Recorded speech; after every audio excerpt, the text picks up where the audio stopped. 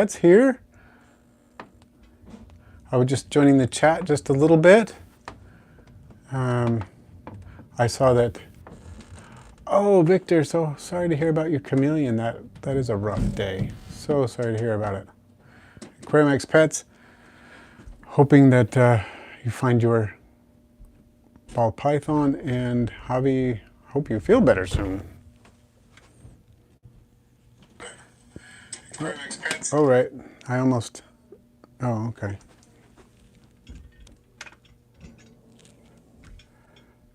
Let's see, now we're working. I see a lot of people here. I am Bogan, Mentis God, Victor, Frank, 503, Hobby Strange Pets. Did I say Mentis God already? Closer Forte. I'm not sure how you pronounce that, but I always pronounce it the Italian way, Forte, when I see it. JC Exotic. And A, Theropod Hunter, Benjamin, Steven Sager. We got a lot of people in today. Nice. Random T, great to see we've got some 16 people and 13 likes. Pretty close. Pretty good ratio there. There's Joshua Evans, and Warren is here as well. Great. So the first thing I wanted to do was address a Patreon question, because we got just one today, but that's probably partly my fault because I posted it a little late. As we get into, this is going to be my last summer stream, in the sense that, not that I'm not going to be posting the rest of the summer, but I have to go back to normal work schedule next week. And so I haven't quite decided if it's going to be Tuesday or Wednesday, but it's going to be later, probably 5:30 to 6:30 my time. So back to the time it was at, and either the day it was at during the year, or perhaps a different day, but it'll be a different time. And that will be starting next week. So we'll see how it goes. I see Razor Clam, and in Skyborn, Frosty Inverts. Kyle Scott is here as well. Excellent. Lots of people here today. Great. So the question on Patreon, it looks like the only one, is from Ray Eileen. It says, "Hi there, I'd love to ask about your experience with Reptilinks, which I have used for both garter snakes and corn snakes. I'm just about ready to get a corn snake, and I want to offer a varied diet." Good idea. "I know that Reptilink's website says that the calorically dense lynx can and probably should be fed less often than equivalently sized rodents. Do you think this might be a problem for hatchling snakes?" To be honest, in my opinion, I think this applies a little bit more to adult snakes, just because adult snakes tend to be able to get overweight a lot easier than younger snakes. There are a couple of things you could do, though. One of them, it might take a while to get your corn snake to accept the Reptilinks. It took a while to get our corn snake to accept, no, it didn't take a long time, but it took a while to get the corn snake to accept them without being scented by mice first. I think our corn snake took a Reptilink on the first Reptilink we tried, but we had to scent it with mice. And we had to do that for a month or two, and then we switched over to just Reptilinks for a while and did that, and the snake grew really well, and so on. With a hatchling corn snake, what you might want to do is, once you get it taking the Reptilinks, I'm not sure how long it'll take and if you will have to scent it or not, but let's imagine that you have to scent it for a month and then you're switching over to Reptilinks, that you can offer Reptilinks without scenting them. What you could rotate, you could say, we're going to do a Reptilink this time and a mouse of the appropriate size, a pinky, the next time. But when you do a Reptilink, allow one extra day between feeding. So maybe do a Reptilink one day, 2 days without feeding, then pinky, and then another day without feeding, and then another pinky, and then 2 days, and then a Reptilink. You could do that. You could also just keep an eye on the weight if you're worried about it. And I think with the, if you do that where you put it 2 days after every time you feed a Reptilink instead of 1 day or something, because with hatchling corn snakes, you're feeding them 2 or 3 times a week. If you just add an extra day every time you give a Reptilink, and then see how, as long as your snake is growing, you're weighing it and everything and checking, then it'll probably be okay. That's what I would say. I think my experience with Reptilinks has been good. I've noticed that my corn snake did really well with them. The only reason we switched is because the corn snake seemed a lot more interested in mice. These were frozen thawed mice, of course. A lot more interested in mice. The garter snakes didn't seem to care. They liked Reptilinks just as much as they like, pinkies or whatever. So I am planning on getting more Reptilinks. I like them. I don't like eating them, but I think they're useful and a good dietary addition. And so I am planning on offering some more to my garter snakes. Might not to my corn snake. I don't know. We'll see, just because, like I said, there's a lot. This feeding response was stronger with other foods. But he took Reptilinks fine. So it was just never really struck at Reptilinks and did strike at mice. And part of that may have to do with size. I see that Herptown is here. Waver in Darkness. Pretty cool. We got lots of people here. If I've missed you, young lad. If I've missed anybody, then sorry about that. I hope to try to keep track of that. So yeah, I do like offering whole prey, and I do think Reptilinks are a good food source because they are essentially whole prey that's just ground up. But I think offering whole prey, is a little more natural, but at the same time, the Reptilinks work really well, and I think they're a good way to offer variety, since, like, the Reptilinks I used were made of whole quail and whole rabbit, essentially, with the feathers, with the bones, with all this stuff, and so it is pretty nutritious. But then that's why I would, preferably my diet would be, I'd offer Reptilinks, I would offer whole pinkies or other appropriately sized mice, depending on the snake size. With the garter snakes, also silver sides, thiaminase-free silver sides, and earthworms. That sounds like a pretty rounded diet for me. So that's ideally, I'm offering all three of those items right now. All three of those items, I'm not offering Reptilinks right now, but I'm going to buy some more so I can do that and just kind of mix it up. So, Soyborn, born and made and undone. I do remember helping with your dart frogs, but for some reason your message is not showing up properly. I can only read about half of it. That's weird.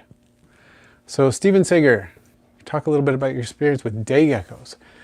I have actually never kept Phelsuma geckos. I've kept several species of gecko, but I have not kept any of the Phelsumas, like the Madagascar day gecko, or the gold dust day gecko, or the neon day gecko. Any of those, I have not kept any.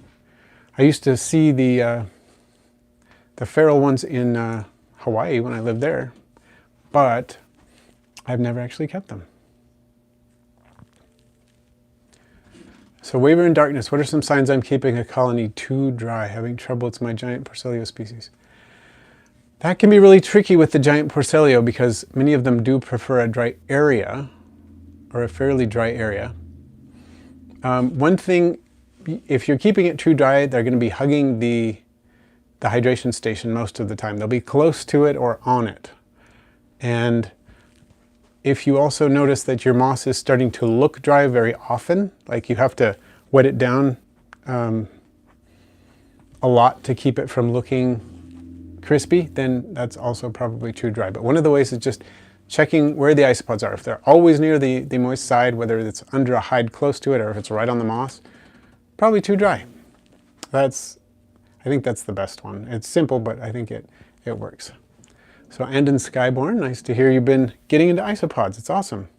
Just Bugs, hello. And Jay's Crazy Obsessions, it's been a while. Nice to see you here.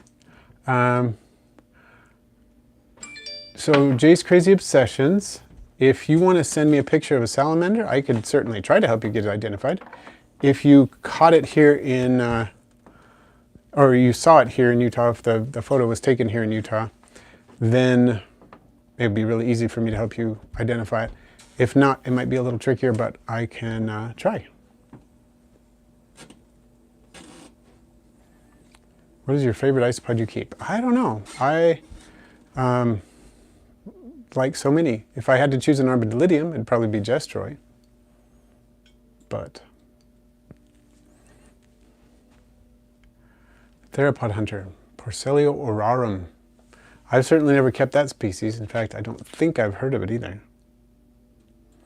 So just quickly back to Eileen with the Reptilinks. Hopefully that answered your question. Let me know. But I think I more or less covered my thoughts on that, so I hope it helped. And Warren loves Jestroy. So do I. I guess I just said that, didn't I? I'm going to pull out a snake here. I just brought a couple, so one moment. Which one first? I know I said in the title I was going to bring Ruby. I actually brought two different snakes, including Ruby, but I just thought it would be fun to bring Ruby into the stream a little bit, see how she's doing. How are the melanistic garters doing? Doing quite well. They're all eating, they're all growing.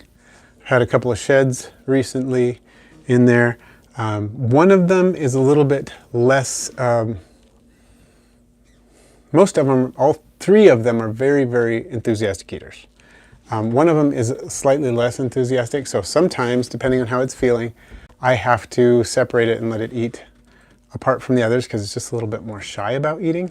It's interested in the food, it'll go up to it, sometimes it'll take a bite. Like in the last feeding that I did, it came up, grabbed a mouthful of food, and that's all it would eat, just one mouthful of food, and that's obviously not enough. So, I put him in another enclosure and gave him food, and he ate just fine in the other enclosure. And then I put him back with the others after he had sat a while. So I think it was overnight. I let him sit overnight so that I wouldn't cause any problems with regurgitation. So yeah, they're all growing, all doing well, all looking gorgeous. And I'm into another enclosure, a bioactive enclosure. I don't have them in a bioactive enclosure yet, but I have an enclosure that I'm in the process of setting up. I had it built by Jordan of Instinct Habitats, custom built enclosure. So now I have three three bioactive enclosures. Two are custom builds. One is just a 40-gallon breeder, but for my garters, so I can have one sorority for the females, one fraternity for the males, and then one that can double as a mating enclosure, like a honeymoon suite, and a grow out for young ones that are big enough to not have to be in a tub. And then I have another area where I put my tubs for the babies, and I'm going to actually work on that a little bit and have a kind of a baby rack built, because it's nice to separate the babies into small groups, and for a lot of reasons. And I'm also working with more species now of garters than I used to be, so that's going to be kind of important. And Random Tea, oh yeah, I'm excited to watch that video. I saw that Richard of Tarantula Collective posted his video with the orange isopods on Instagram, but I haven't seen it yet, so I'm excited to see that.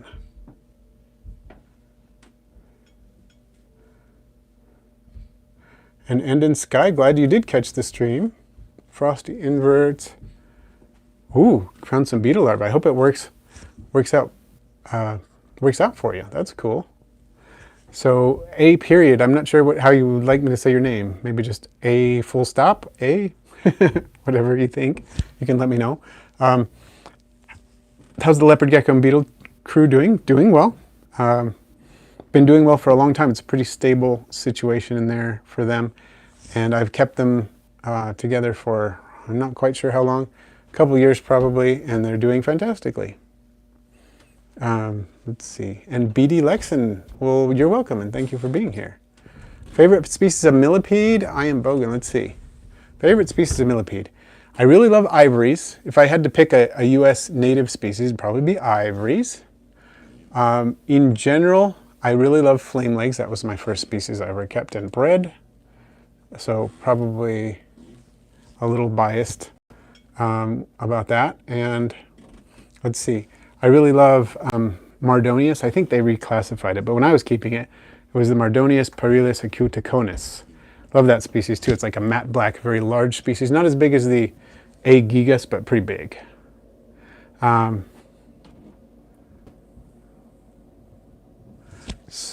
503. Snowmorphs? How do you say that? Catalee? Checkered garters, snowmorphs. I'd like to see that. That's pretty cool. The albino checkers are fantastic. So Kevin, will the honeymoon suite have a hot tub? Well, maybe I could put an aerator in their water dish and it would at least be a jetted tub. You know, help get them in the mood and so on. It's a pretty good idea. Maybe you should release that into the hobby. Hot tubs for reptiles. Not, well, warm tubs, since they're, you know, more susceptible to heat damage than we are. Oh, okay. Farouche. Is that how you say it in English? Yeah, I recognize that name now. So that's awesome. That's easier for me to say than A. So if I'm saying it right, but you got to let me know. Oh, you didn't want to spoil the surprise by stating the species.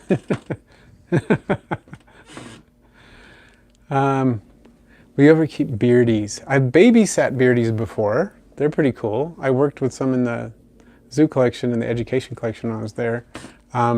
They're cool. I don't know if I ever had a big enough bioactive for beardies, I might do that. Have I ever used parsnips as a supplemental isopod food, Kevin? I have not. I don't think so. I don't see any reason why not, but I haven't researched it extensively. I would assume they would be okay. I've never tried them though. Oh, Javi, oh, sorry to hear that. Your dynasties, your Hercules beetle larvae from dogs in cyberspace. Yeah, they can dry out pretty quickly, and definitely in a window. That can do it. You get a little sun in there, that'll do it.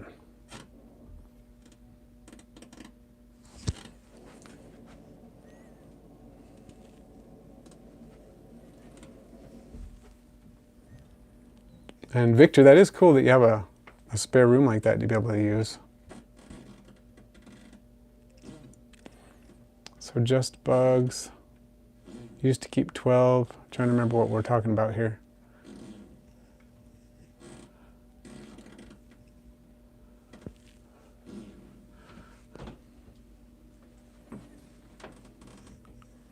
Okay, so Joshua Evans, have you ever tried herp cult enclosures? I think I have one. I think I do. I'm not entirely sure. I don't think there's anything in it right now. I really like tarantula crib enclosures. I don't think I've used the herp cult enclosure yet. It's either a herp cult enclosure or another brand. One thing I've noticed with some of the acrylic enclosures that I've seen that are not tarantula cribs is that I feel like the ventilation is not quite enough, or the ventilation holes are too big and too near the bottom. I feel like tarantula cribs enclosures are better that way. They also have really nice magnets, and probably in most cases they have more magnetic closures on their doors than some of the others. Like some of the smaller ones that I have that are not from tarantula cribs have like one magnet for the whole door, which is probably sufficient in many cases. Might not be sufficient in every case. I feel like tarantula cribs, they'll put plenty in. Like even on their nano enclosure, like their smallest sling enclosure, it has 2. And then on the arboreal enclosure I use for my Phidippus regius jumping spider, it's got 3, and there are plenty there. So I kind of love them. I think they're awesome enclosures, but I haven't done a lot with herp cult. I'll have to check and see if the one I have is actually herp cult. So Farouche. Got 3 new species, Cubaris marina, Trichelopus caucasius, cool. I don't think that's in the US hobby, and Phaloscidae North Thailand. Yeah, Cubaris marina I do have, but I have not kept any Trichelopus or Phaloscidae species North Thailand. I believe that last one is in the hobby in the US, and we have the genus Trichelopus in the hobby, but not Trichelopus caucasius as far as I know. Let's see. Oh, beardies, yes. Yeah, cool. Yeah, I've met some really cool beardies, some very personable ones. And I think they're kind of fun lizards. I was listening to Isobuddies recently, and he did an interview with someone who keeps beardies, and it just kind of sounded, I was thinking, oh, that sounds like it would be fun if I had a big bioactive, maybe I could do that. But yeah, I don't currently have the space for it, but that would be kind of cool.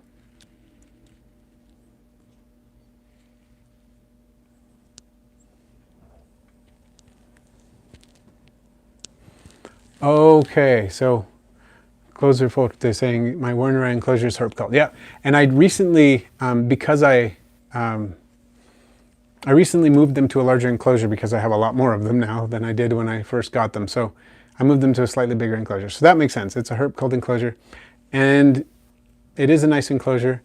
But like I said, it doesn't have as many magnetic enclosure or magnetic closures as tarantula cribs and so on, but it seems pretty good. Okay, so Kevin tried some parsnips today with the isopods, and the dairy cows, of course, yeah, they're going to eat it. Yeah, I would be interested in seeing how everybody else does with it. And in Skyborn. You know what's cool?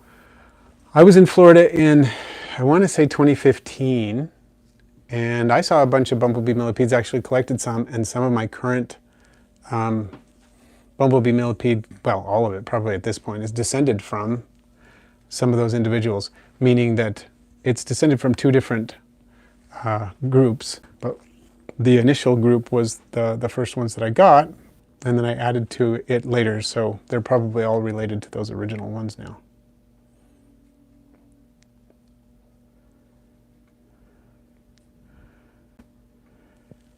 Yeah, 503. Tarantula cribs enclosures do cost a bit, but they're very, very well made. So Kyle, is that pronounced Jaime tarantulas? Oh, Warren is getting panda and Ukraine pied this week. Awesome. I love Ukraine pied. They are very unique, and I've got a lot of those, and I've got a decent colony of pandas too. They're fun. So let's see, Herptown. I just talked about the melanistic garters a little bit before, so hopefully you caught that, and I'm just behind on the chat. And R.I.P. Cavallo. Cool. Glad that you're enjoying the Isopod content and that you're absolutely obsessed. That's a good thing to be when it happens to do with isopods. So I've noticed Kevin is noticing morning geckos use the bathroom on top of the door track of the tarantula cribs treehouse enclosure. Have to use tongs to spot clean that area. Yeah, morning geckos will go basically everywhere, won't they? That makes sense that they would do that. And I have used the arboreal enclosures as a temporary isopod morning gecko enclosure too. Right now I have one of those enclosures and I'm using it for my Phidippus regius, but I have used it for morning geckos. It's good for little ones because they can't get out.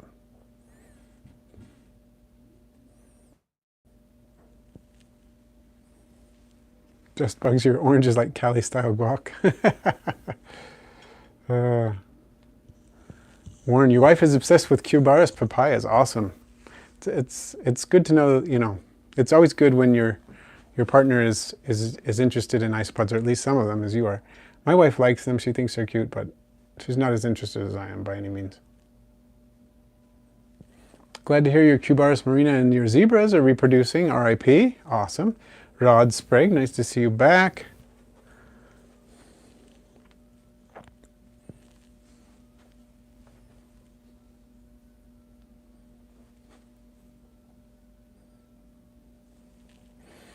So 503, which species are you going to be keeping? Which species are you going to be thinning out? Or are you still thinking about it?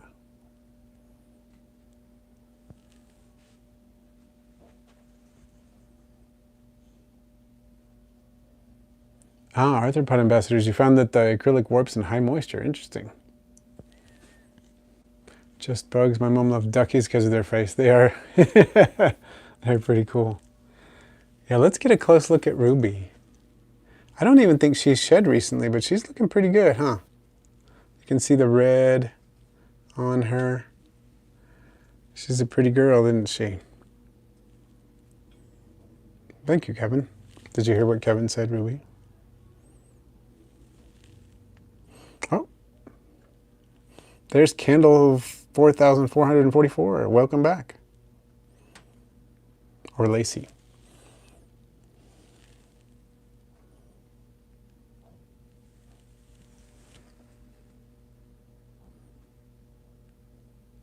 So Joshua, for newer keepers, what you say are a cooler group of arthropods to keep. Isopods or millipedes, seeing they live in very similar conditions. Well, good question.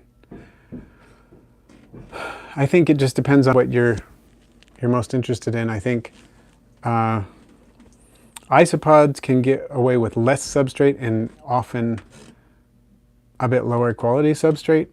Not that you should skimp on it, but they can often do well with fairly low quality substrate. compared to millipedes. They're going to be reproducing generally more often. The isopods will be. And I would say that you're going to be able to build up a larger colony as part of that more quickly. And you will also, you might see the isopods more. Sometimes you'll get and it depends on the species, of course. Some millipedes will go down into molt for a long time, all at the same time, and you won't see them for a month or two. And in most isopod enclosures, as long as you have a decent number of them, that's not going to happen so much. I would say isopods are a little bit easier, and maybe you'll see them a little bit more, depending on species. So hopefully that helps. Joshua, good question. Steven Seger, can you share some thoughts on coil UVB and tube UVB bulbs? Well, I've used both, of course. Well, I rarely use tubes. I'm trying to think if I've even used tubes recently. I've mostly used coil, but I've started switching over to the LED UVB bulbs by Vivtech. I like them better, partly for a lot of reasons. One, because they last so much longer. They last up to 4 years without any real significant degradation in UVB production, unlike the coils, which are quite low at 6 months and basically not producing any useful UVB by a year. And it depends on the type, and it depends on different things. But somewhere between 6 months and a year, you're going to need to change it out for sure. Whereas with the Vivtech, you can go 4 years, which I think is great. Also with the Vivtech, they also produce light, really good light for growing plants. And most of the coil UVBs will also support some plant growth, but I think the spectrum is optimized better for the Vivtech bulbs. They also produce very little heat, and they're very small, so you can fit them and aim them, and basically you're creating a UVB gradient, a basking spot that is a little tighter than you would with a lot tighter than you would with a tube, and a little bit tighter than you would with a coil, which can be a benefit because then the snakes can decide, or reptiles, whatever you're using it with, can decide where they want to be. Basically, they have a gradient. They can decide their comfort level. So it's kind of cool. So arthropod ambassadors, Aaron needs to keep Gestroy and dairy cows. Those are must keeps. I have to agree with those two. I really like those. See, Ruby, Just Bug says you're looking really nice too. Oh, Kriegs. Oh, you're in Far West. Okay, cool. Awesome. So that's pretty close to me, isn't it? See, Lacey says the same thing. Everybody thinks you're a beauty.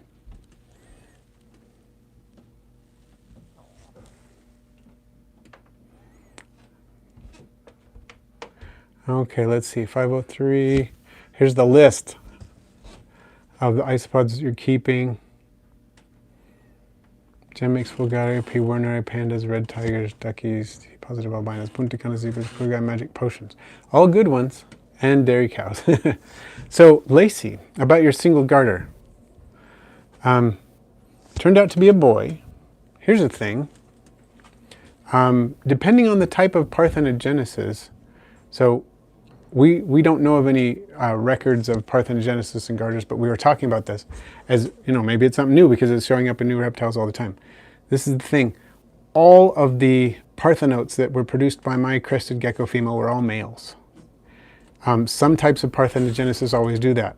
The crested gecko style of parthenogenesis does that. The Komodo dragon style of parthenogenesis does that. So if it's that style of parthenogenesis or that type, it could still be that. I'm not saying it is. I'm just saying, we still don't know exactly what happened, but it can be a male and still be a result of parthenogenesis, is all I'm saying, with some species, and we just don't know whether that's the case with the garters or not at this point, because we don't know whether parthenogenesis is even possible in garters. But if it is, it could be that type. And I Am Bogan would definitely recommend keeping springtails with millipedes, yes. And so those of you who are mentioning lacy actimendments like Javi and Mantis God and Candle, I am so excited about that. I made a post on it. So yeah, the lacy actimendment was tossed out. Thank you to all of you who wrote your representatives. If you donated to USARK, all that kind of stuff, subscribe to. I did, and I did all of those things, and I'm very, very excited that the lacy actimendments did not get included. So very excited. So we can celebrate that. I was thinking we should make a holiday about it, but.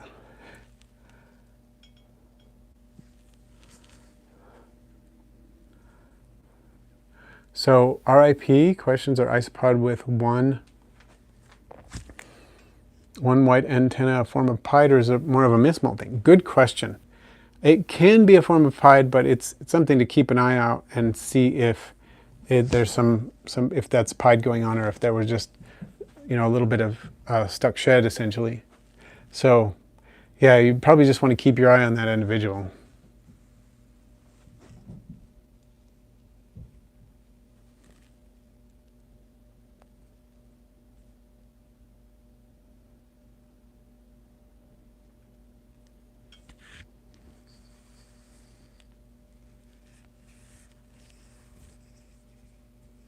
So the beetle guy, this is a red-sided, not a Cali red. You can see the red-sided markings there a little bit. This is a Montana locality of Thamnophis certalis parietalis, often called the red-sided garter snake. This is Ruby. She's a fairly large female, about 40 inches long, that produced 28 babies this spring.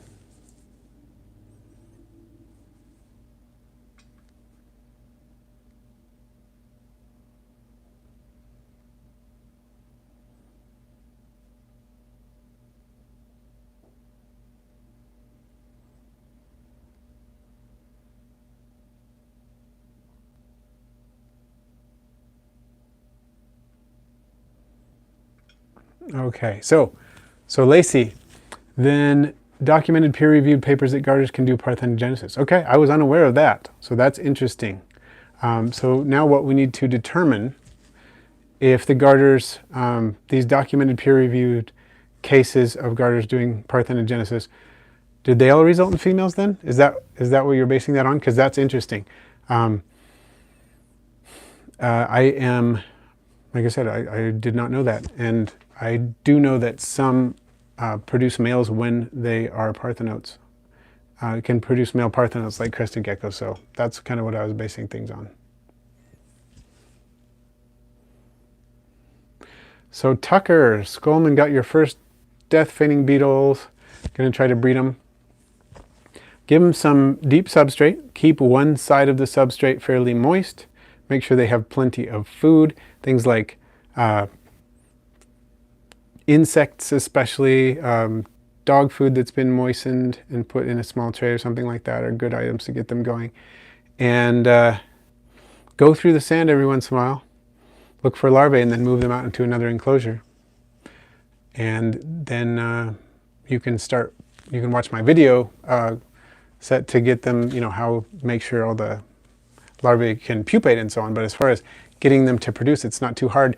You just don't want the substrate to dry up entirely. So keep one side kind of moist under the top layer. And you should get them going. Oh, I see Frank is saying that too. Yeah, when she was gravid, she was crazy big. She looks, she's pretty robust. But when she was gravid, she was a lot bigger.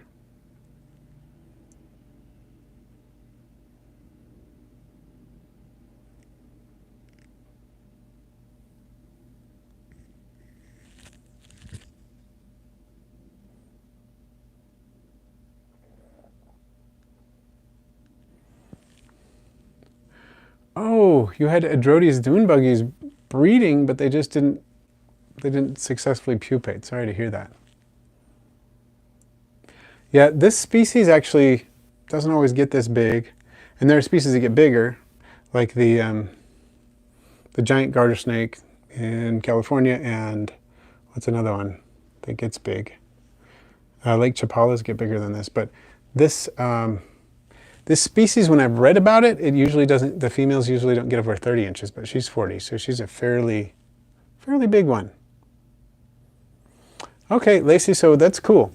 Sent in the sheds for gender ID. Excellent. I hope that you get that back soon, because this is new stuff for me. I had no idea that they had had garters producing females, so essentially cloning, rather than in the other style of parthenogenesis, two styles that I'm aware of. I don't know if style is even the right word, but you have the type that mourning geckos do when they are producing essentially clones of themselves, where the genetic material of the mother is essentially just copied. Then they have the style that crested geckos do, which is not nearly as common, because mourning geckos, their style, that's how they reproduce, essentially, except when they're hybridizing with other species. But which is how the mourning geckos started, hybridization between two other species in their genus.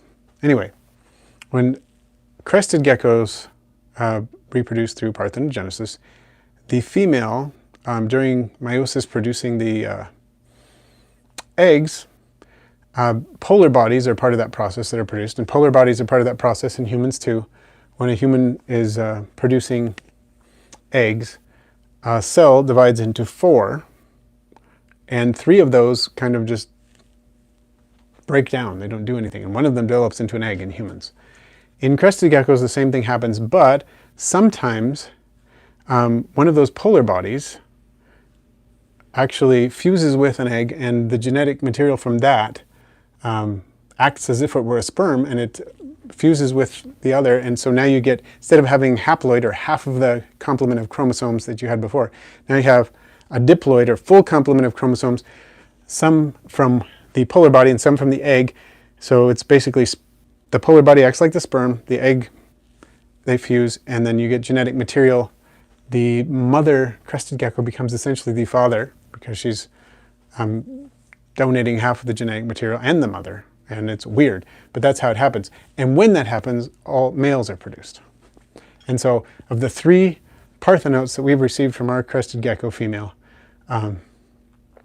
they've all been males, because that's how it works for that species.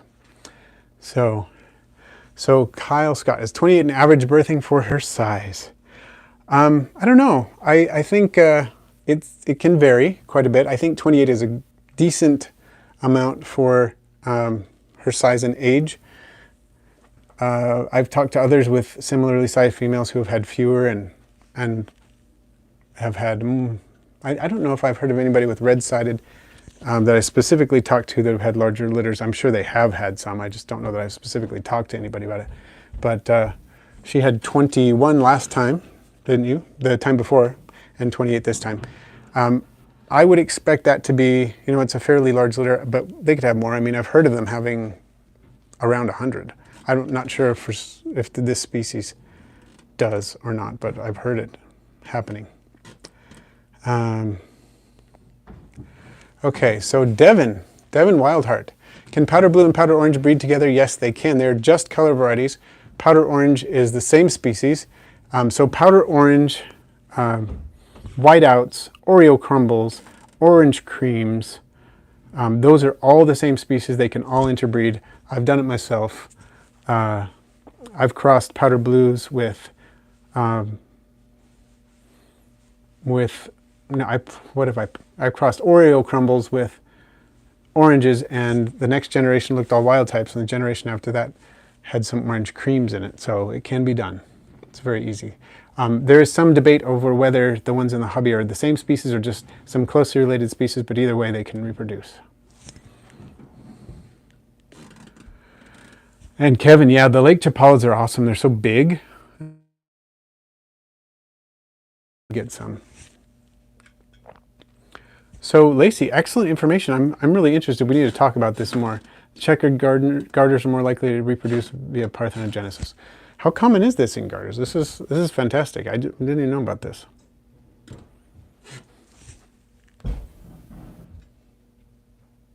Oh, yes, 100 baby snakes. There'd be a lot of earthworms and pinkies to chop up for sure. I feel like all I do is chop up pinkies and pinkies and earthworms for a little while after my garters are born. Fortunately, with the herb scissors, it's a lot easier, but it's definitely takes a lot of work. Right now, I only have the 4 baby melanistics. It's a lot easier because that essentially means 1 pinky and 1 nightcrawler for now until they get older.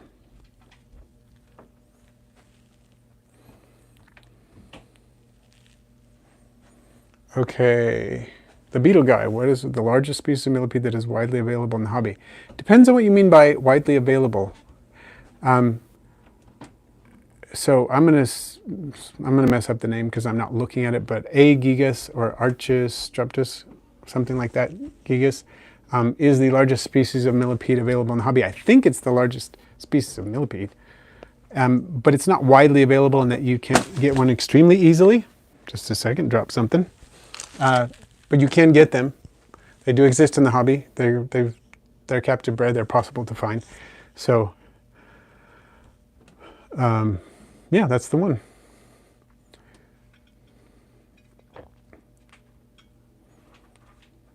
And that's also known as the African giant millipede.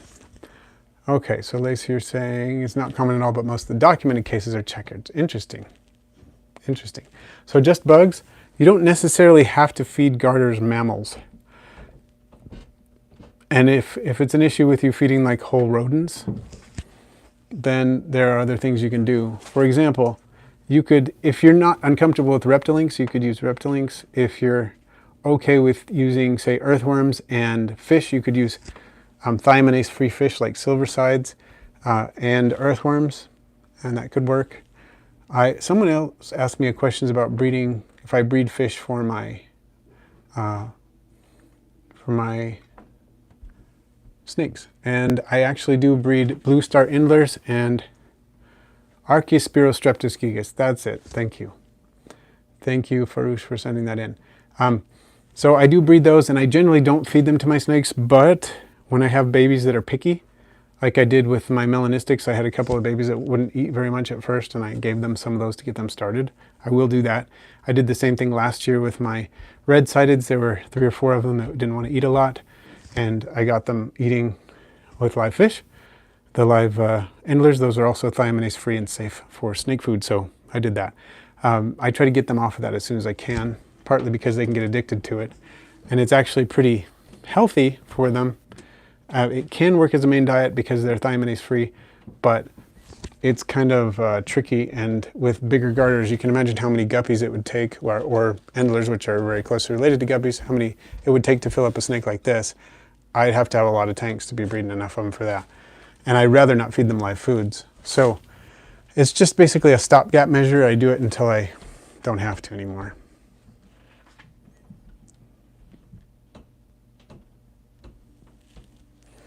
Okay, so RIP, I think, I'm trying to remember, I remember reading the first messages about BC maple when it was discovered on arachnoboards, I believe. And I know it was named to honor British Columbia, and I think it was because they were also discovered there. I believe so. So Kyle, garters do debatably have venom. They're rear-fanged venomous, but it's very mild venom for humans. It does seem to have a stronger effect on, you know, things like frogs and worms and whatnot. So they do have a divernoise gland, and so they're producing something that could be considered venom. But as far as humans are concerned, it's not a dangerous venom.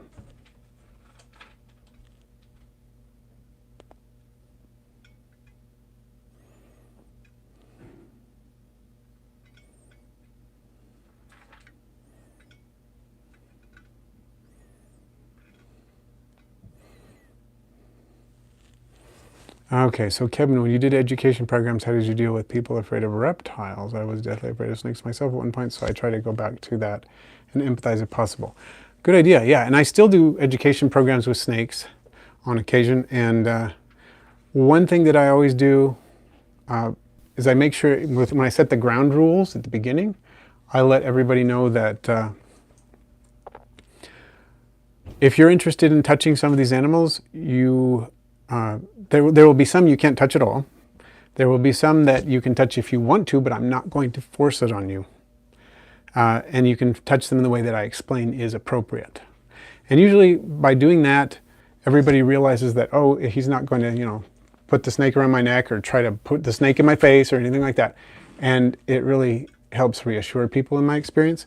They just know, oh, he's going to follow certain ground rules just as he expects me to do. And one of those is he's not going to force me to get close to anything I don't want to. And when I do that, I have plenty of people who stay at a respectful distance and they're comfortable with that. I'm comfortable with that. Plenty of people who say, oh, no, I thought I wasn't going to do this, but now I am. It seems to work out really well.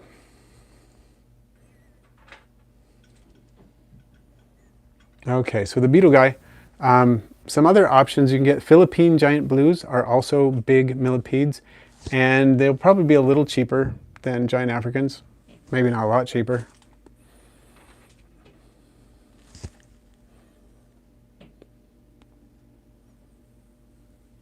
So Jay's crazy obsession with the platy work. If I feed one on occasion to my salamander, I don't see a big problem with that as a food item. Salamanders that, you know, hang out in the water are going to eat fish sometimes, and that's fine. And the beetle guy, yeah, Mardonius parilis, which I think they have reclassified. I've kept that species, and they get big. They are probably about an inch in diameter-ish, and they get up to 9 inches long or so. They're pretty cool. I wish I had some again.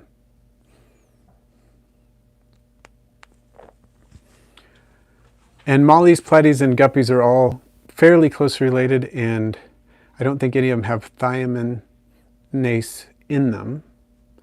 Thiaminase being the enzyme that breaks down thiamine or thiamine, which is a B vitamin. And so thiaminase is not a good thing to give to your animals on a regular basis. If you give, you know, snakes a thiaminase containing fish once in a while, it's not going to hurt them. But if that's a regular dietary item, it's going to destroy all their vitamin B, of the particular vitamin B, thiamine. So it's bad news. Hopefully I said that clearly. And yeah, I've been bitten by garters a few times and never had any issues. And so Armadillidium vulgare, how often or when should you replace the sphagnum moss for isopods? Have a die-off with Armadillidium vulgare in the summer, gets the watering. I just replace it as they eat it, basically. When I notice, oh, they've eaten most of it, it's mostly gone, I need to, you know, top it off. That's what I do. So Wendy's Heterometrus selenus, Asian forest scorpion babies are left mom living quite happily together. Your Liocheles australasiae pygmy wood scorpions have babes as well. That's awesome. Congratulations on the scorplings. Just Bug says live sphagnum moss growing in my ducky bin. I have some live sphagnum moss growing in my isopod, in my dart frog enclosure. Oh, so Kevin, yeah, that seems to be the way to do it. Yeah, with your large boa, that totally makes sense. I'm going to switch Ruby out for another snake. We've got about 12 minutes left or so. Figure it's about time to give her a break. Come here. I've been working with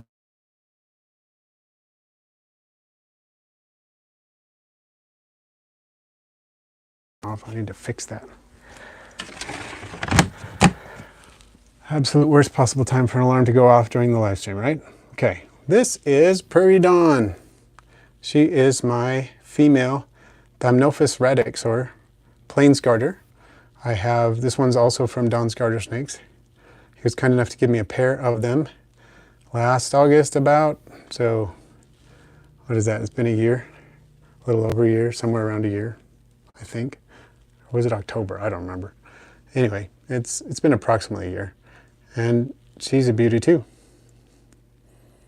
And she was not tame for a while, not particularly tame, but she has tamed up quite a bit. Not quite as tame as Ruby, but still pretty friendly.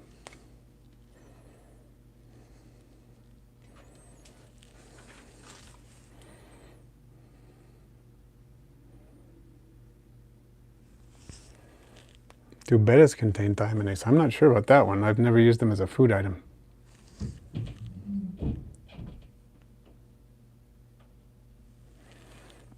I love the little black markings on her face, on her supralabial scales, and they're kind of like checkered garters, their pattern. It's not exactly the same as checkered garters, but they remind me of checkered garters a bit with their pattern, so she's pretty. they think you're pretty too, Prairie Dawn. Her name's Prairie Dawn after the Sesame Street character. Because Plains Garter, you know, Prairie and Plains.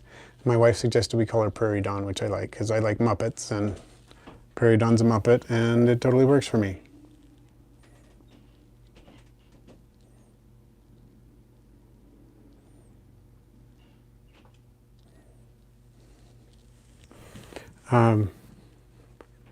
So, Jade's Crazy Obsession, there's a lot of things you can feed the salamander. And I will look at the pictures. I saw you texted those, and I'll check it out when I have a chance to. But you can use earthworms as a food item. I've used other things too. You can get like axolotl pellets if you can get it to eat them, and usually you can with tongue. They'll tongue eat almost anything. The salamanders around here. And you can use crickets, you know, dust them and stuff. Lots of different foods, gut load the crickets and whatnot. Just about any insect. They're really, really good eaters. If it's the salamander, I think it is, and I'll confirm that after the stream. But yeah, they'll eat a lot of things. When I was a kid, and I don't necessarily recommend this, but I would give them, I'd soak like cat food pellets and give them that, and they would eat it. But I don't necessarily recommend that. I would say a more balanced amphibians type food, like you could get the Reptimin sticks for use with aquatic turtles and frogs, and just soak those a little bit and give them those, and then they'd eat those too. So you can see she's calmed down quite a bit. She's not nearly as head shy. She'll let me touch her head. Sometimes she'll even let me give her scritches on her head, and she seems to like that. I don't think she's in the mood right now, so I'm not going to push it, but she's definitely tamed up quite a bit.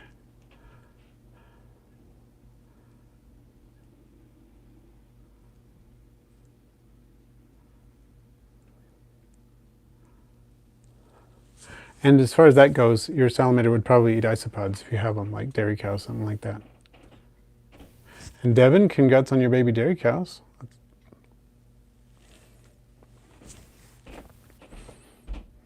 So, oh, Kevin, you've got the Thamnophis elegans. She's a handful for a few minutes. Yeah, sometimes when I pick her up, sometimes, not always, she'll stress out just a little bit. I wanted to show you. See, she'll let me touch her on the head sometimes, and sometimes she's not having it. Today's not so much. But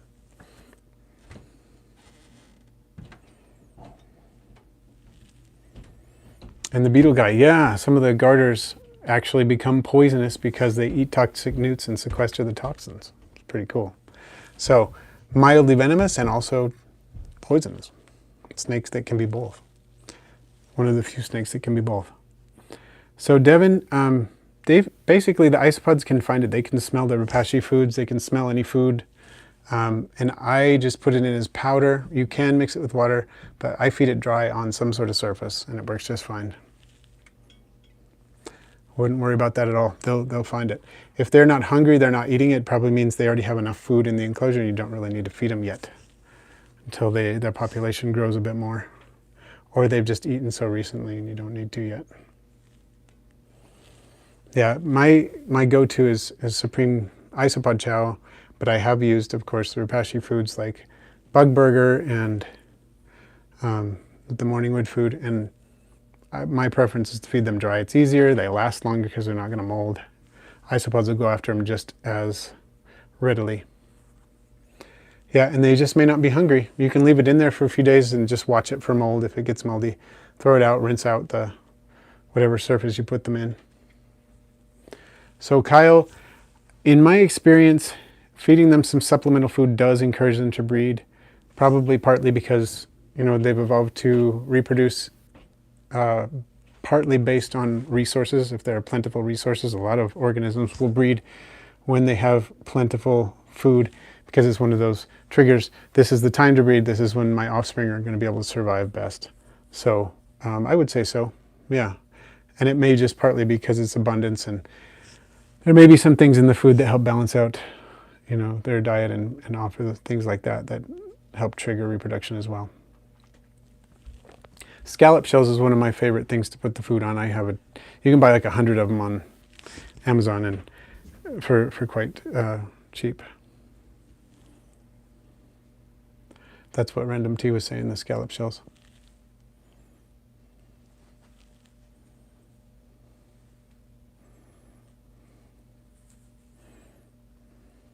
Yeah, and that is a good point, Menagerie, that different species have some different preferences. And Lacey, thank you. Yes, actually Lacey helped me put those videos together because Lacey sent me some of the containers to get started and helped get me into contact with the creator of the feeding trays. So I did one video on feeding surfaces in general, including seashells and other, pieces of cork bark and different things. And then one was specifically on the 3D printed trays that she sent me. And that I also got from the creator of them. Okay, yeah, dairy cows and powders are both, they both have big appetites. I haven't worked with Cubaris borneo, but the dairy cows and powders will eat just about anything, and a lot of it per isopod, so to speak. Tend to be pretty good eaters. Okay, I'm just going to check and see if any other Patreon questions showed up. Doesn't look like it here. Nope. Cool. Just wanted to make sure I didn't miss anything. Yeah, dried shrimp are a great isopod food for anything that eats protein. Base fertilizer? Tell me what you mean, Ram. Base fertilizer. Oh yeah, dried minnows. And depending on which isopod species you put them with, you can get some interesting effects. Like I put dried minnows with some powders, and they ate everything but the bones. So it was like a perfect fish skeleton after they were done with it. It was pretty cool looking. It's almost like dermestid beetles in taxidermy. So you can see she's pretty calm now, but she's just not quite as chill as Ruby. Yeah, beetle guy, I have kept land snails. We have some native species in my state. We also have some introduced species. We have Cornu aspersum in my state that has been introduced. Some native species as well, and I've kept some. They're interesting. In some areas, some snails have been, they do carry rat lungworm, which is kind of scary. So depending on where you live and which species you're working with, you have to watch out for that. But I don't think that happens. It tends to happen more in subtropical and tropical areas, I believe, but I could be wrong about that. So, oh yeah, Lacey, I bet the Porcellia love the bearded dragon diets because they're omnivores. It totally makes sense. Your isopods at night can be heart attacks by making the leaves rustle, just bugs. Oh, Axejag, hello, welcome. This is a funny thing about isopods. Until I started putting feeding trays of some type or another in my enclosures, I didn't realize how much they kicked up the leaves. But once I started putting feeding trays in, then I'd look in there the next day and they'd buried it. I realized how much they were doing that. Whoa, 503, fully articulated hopper mouse vertebral column. Came out of the orange lavis bin. That's awesome.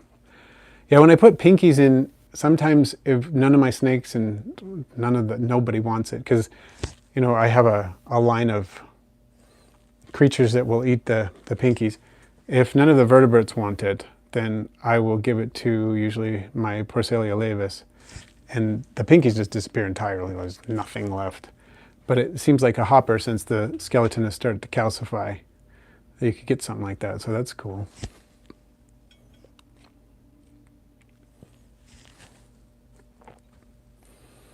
All right, well, we're about out of time, everyone. Thank you for joining in. Please keep your eyes open for an unboxing coming out on Friday. And I'm trying to think of what else I needed to say.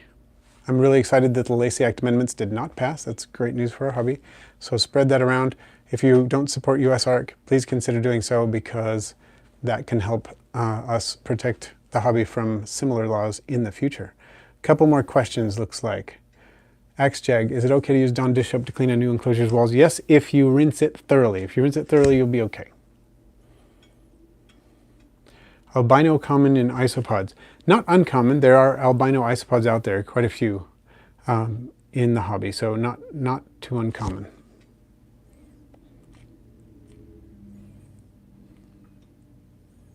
All right, thanks a lot, everybody, and catch you later.